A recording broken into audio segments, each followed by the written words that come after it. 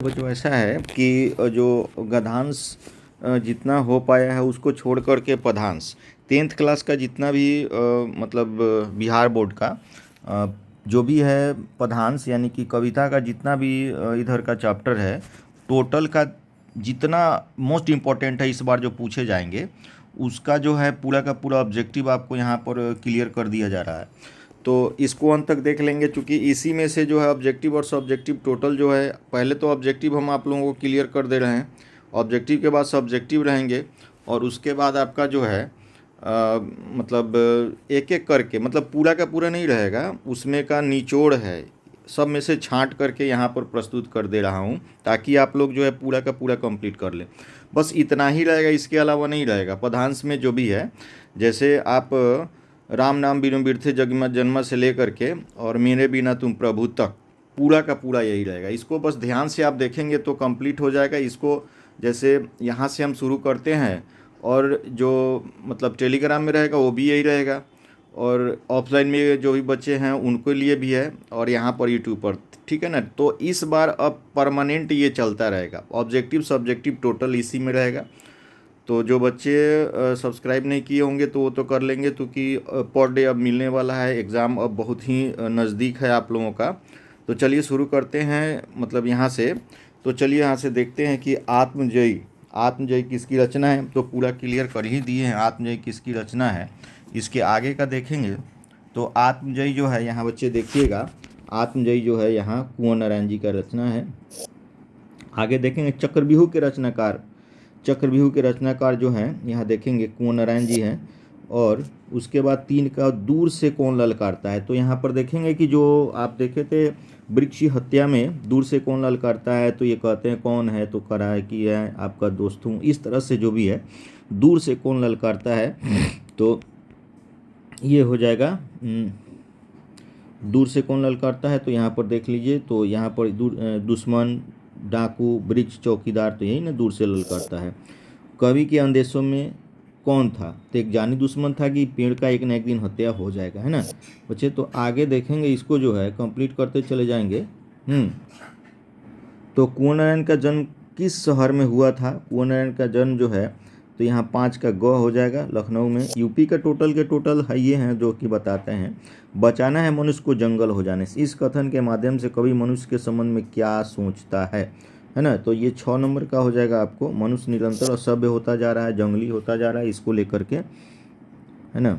अगला चैप्टर से ये मोस्ट इम्पोर्टेंट है, अज्ञेय का जन्म किस प्रदेश में हुआ था, तो ये तो कंप्लीट आप जानते हैं। अज्ञेय का जन्म जो है, अगर ऐसे पूछ दे तो उत्तर प्रदेश, तो 90% उत्तर प्रदेश रहेगा। कौन सी कीर्ति अज्ञेय की नहीं है, तो यहाँ देखेंगे नहीं है पूछ रहा है, तो मिलियामिनी। दूसरा, उत्तर प्रियदर्शी किस विधा की रचना है, तो ये जो है नाटक है।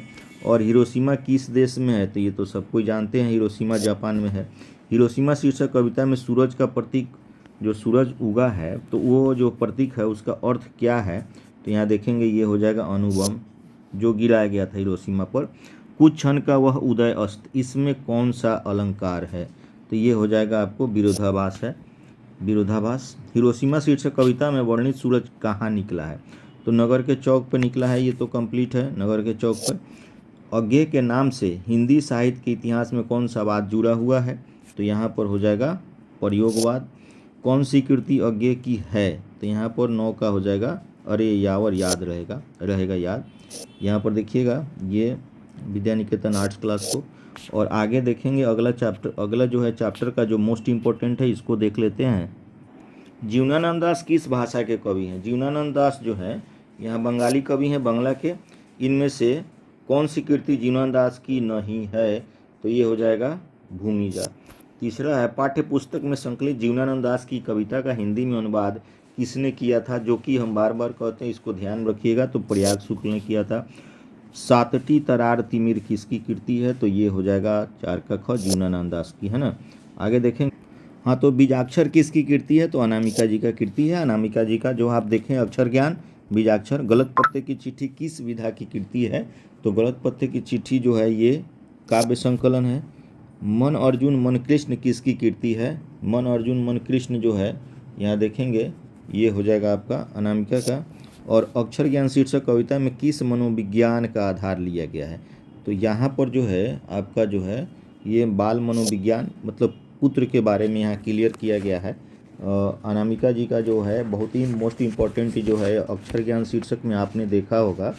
अगला देखेंगे अगले चैप्टर में से आपको अगले चैप्टर में से यहाँ पर अगले चैप्टर का जो है यहाँ देखेंगे यहाँ पे जो है गुरु नानक की रचनाओं का संग्रह किसने किया था? तो गुरु नानक के रचनाओं का संग्रह जो है यहाँ दें गुरु अर्जुन देव, क्योंकि ये 5वें कवि थे। गुरु गोविंद सिंह 10वें कवि थे और 5वें, ये भी पूछ देगा गुरु गोविंद सिंह जो है सिखों के 10वें गुरु थे और ये 5वें गुरु थे।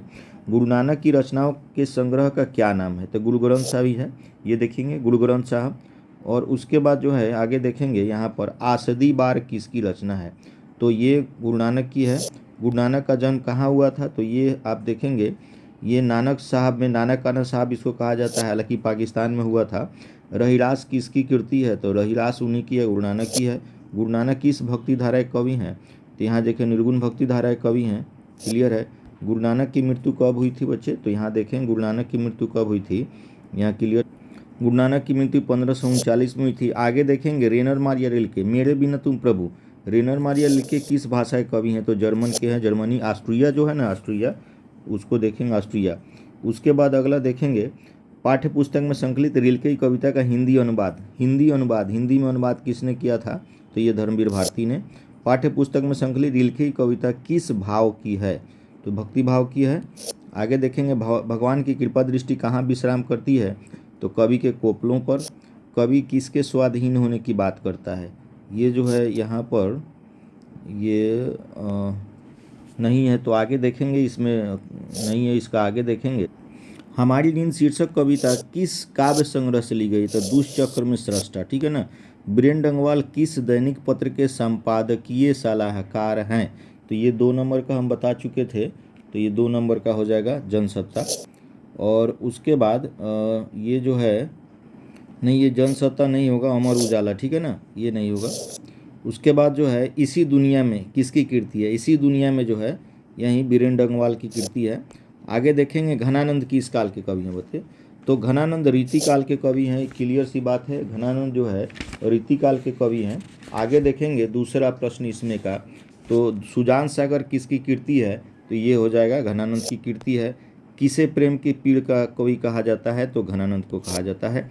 लाक्षणिक, यहाँ देखेंगे लाक्षणिक मूर्तिमता और प्रयोग वैचित्र के कवि कौन है? तो बात वही रह गया घनानंद का। रिक्ति मुक्ति धारा के सिरमौर कवि किसे कहा जाता है? तो घनानंद को कहा जाता है। घनानंद किस भाषा के कवि हैं? तो ये 6 नंबर जनरली जो है ना, ये ब्रजभाषा बहुत सारे में आएंगे, ब्रजभाषा। उसके बाद अगला रसखान के बारे में देख लेंगे। रसखान का कौन सी कीर्ति रसखान की नहीं है ना? कौन सी कीर्ति रसखान की नहीं है? प्रेम फुलवारी, प्रेम वाटिका है, सुजान, रसखान, अष्टमी, ये सब है। किसने कहा था इन मुसलमानन पे हरिजन पे कोटि हिंदू वारी है? ये किसने कहा था? ये किसका कथन है? तो ये भारतेंदु हरिश्चंद्र का कथन है। मनमानिक में कौन सा अलंकार है? तीसरा का देखेंगे तो ये हो जाएगा रूपक अलंकार है। रसखान को किसने दीक्षा दी थी? तो रसखान को देखेंगे, रसखान को जो है ये गोस्वामी विठलनाथ ने दी थी। रसखान किस काल के कवि हैं? तो ये देखेंगे भक्ति काल के कवि हैं। आगे देखेंगे सुमित्रानंदन पंत के जो आपने देखा था उसमें का देखेंगे, इसमें का निचोड़ आपके सामने यहाँ पर प्रस्तुत कर दे रहा हूँ। तो ये सुमित्रानंदन पंत किस युग के कवि हैं? तो सुमित्रानंदन पंत जो हैं छायावाद युग के कवि हैं। पंत को किस रचना पर ज्ञानपीठ पुरस्कार प्राप्त हुआ था? तो ये देखेंगे तो दू का क हो जाएगा चितंबरा पे। भारत माता शीर्षक पर गीत पंत के किस काव्य संकलन से लिया गया है? तो यहाँ देखेंगे ये ग्राम्या से लिया गया है। ग्राम्या काव्य संकलन की कविताओं पर किसका प्रभाव है? तो ये देखेंगे ये हो जाएगा यथार्थवाद का। प्रकृति के सुकुमार कवि कौन है? तो पंत जी हैं। उसके बाद भारत माता के संबंध में क्या सही है? तो यहाँ पर देखेंगे ग्रामवासिनी है। शरदेंदु हासिनी कौन है? तो ग्राम, ये जो है भारत माता। गीता प्रकाशनी किसके लिए प्रयुक्त किया गया है? भारत माता के लिए। प्रेमघन ने किस समाज की रचना की? तो रसिक समाज की। प्रेमघन का जन्म कहाँ हुआ था? तो ये हो जाएगा बनारस में। प्रेमघन किस युग के साहित्यकार थे? यहाँ से देखें प्रेमघन जी किस युग के साहित्यकार थे? तो भारतेंदु युग के। जीर्ण जनपद किसकी कीर्ति है? तो जीर्ण जनपद जो है श्रीधर पाठक की ये जीर्ण जनपद जो है ये जो है प्रेमघन जी का है। स्वदेशी शीर्षक पाठ्य पुस्तक में संकलित कविता किस छंद में है? तो ये हो जाएगा दोहा में है। विदेशी से कवि का क्या तात्पर्य है? विदेशी कौन है? विदेशी इसमें बार बार कहा गया है, तो ये हो जाएगा ब्रिटेन के यानी कि अंग्रेजों के बारे में। इनमें कौन नाट्य कीर्ति है? तो नाट्य कीर्ति जो है इसमें का भारत सौभाग्य है। अगला देखेंगे तो ये पूरा का पूरा रेनर मारिया रिल्के से लेकर के टोटल आपने देखा, और इसको जो है ऑब्जेक्टिव इससे ज़्यादा है नहीं। आप इसको कंप्लीट कर लेने के बाद जो है पूरा का पूरा इसमें का सब्जेक्टिव भी मिलेगा। तो सब्जेक्टिव के लिए आपको जो है अगले वीडियो में ध्यान से देखेंगे तो सब्जेक्टिव आपको मिलता रहेगा। तो बच्चे ऐसा है कि इसका ऑफलाइन भी और ऑनलाइन दोनों का एग्ज़ाम होने वाला है कल, तो इसको कंप्लीट अंत तक देखेंगे। इसके अलावा जो है ये सभी OMR शीट पर आपको मिलने लगेंगे। तो चलिए नेक्स्ट वीडियो का वेट करेंगे मेरा, और इसके आगे फिर जो है हम फिर कल मिलते हैं।